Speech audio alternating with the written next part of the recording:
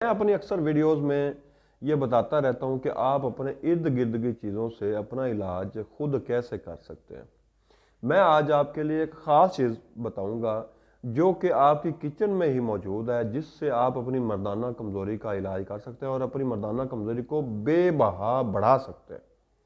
تو مکمل معلومات کے لیے میری یہ ویڈیو ضرور دیکھیے گا۔ بسم اللہ الرحمن الرحیم۔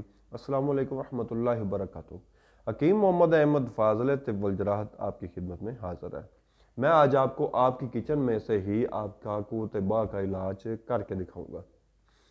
ناظرین، مسئلہ یہ ہوتا ہے کہ جو بندہ اس وقت میں قوت باہ کا مریض بہت زیادہ ہو چکا ہے، اس میں کئی وجوہات ہیں۔ کچھ ہماری اپنی غلطیوں کی وجہ سے ہوتا ہے، کچھ خوراک کی وجہ سے ہوتا ہے۔ اس وقت جو دور چل رہا ہے، یہاں خوراک کا بھی بہت زیادہ مسئلہ ہے۔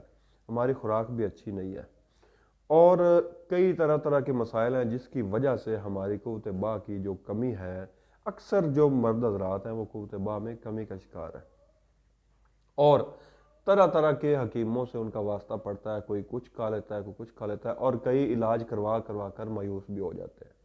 میں ان لوگوں کے لیے جو افورڈ نہیں کرتے، یہ ویڈیو خاص کر ان لوگوں کے لیے جو افورڈ نہیں کر سکتے، جو کہیں سے جا کر اپنا علاج نہیں کروا سکتے، ان کی کچن میں ہی ان کا علاج موجود ہے۔ میں آج ان کو ایک خاص چیز بتانے لگا ہوں۔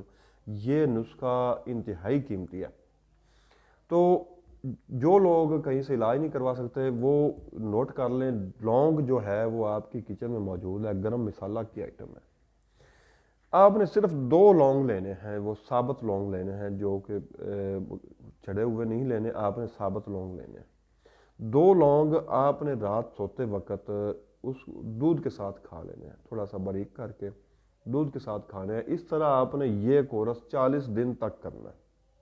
اس 40 دن کے استعمال سے حیرت انگیز طور پر آپ کی جو قوت باہ ہے وہ بڑھ جائے گی اور آپ کی اعصابی قوت جو ہے وہ بھی بڑھ جائے گی۔